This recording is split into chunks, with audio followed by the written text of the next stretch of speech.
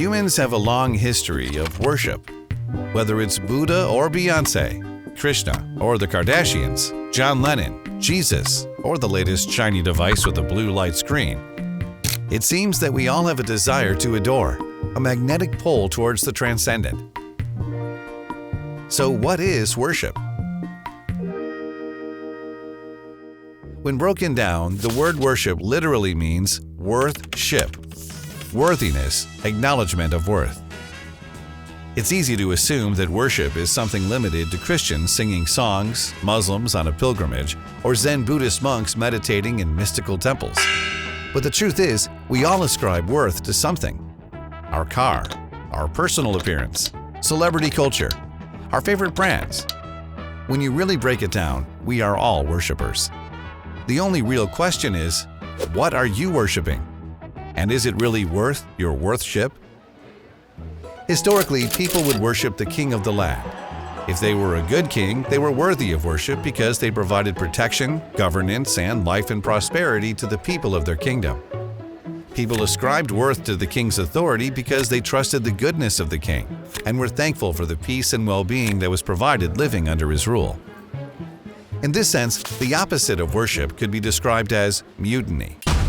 Mutiny, by definition, is an open rebellion against the proper authorities, a revolution, an uprising, a resistance. What we're really talking about here is that worship and mutiny aren't merely actions, but are actually positions of the heart. Worship is a heart of gratitude that gives worth. Mutiny is a heart of rebellion that withholds worth. This leads us to the core of what it means for us to worship. You see, God designed the human heart with a will authorized with the power of choice to choose what we worship.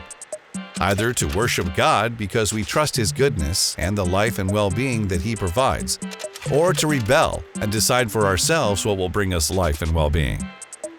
And as history and human experience tells us, we choose mutiny. The Bible says we exchanged the truth about God for a lie and worshiped and served created things rather than the Creator. Put simply, if life had a control seat, we kicked God off. Who, me? And ultimately sat in it ourselves. But to worship God is exactly the opposite. It is to humble everything about ourselves and honor everything about Him. That's the way we were designed. That's what makes us come alive. Jesus is worthy of our worship. He created us and loves us unconditionally. He chose to die on the cross to take the penalty of death that we deserved because of our choices. He came alive again, and with Him in the control seat of our life, we experienced the best life we were designed to live. It's worth weighing up what you worship and whether it's giving you life or stealing your life. You don't have to worship Jesus. He's like a gentleman, and so He'll never force you to. That choice is yours.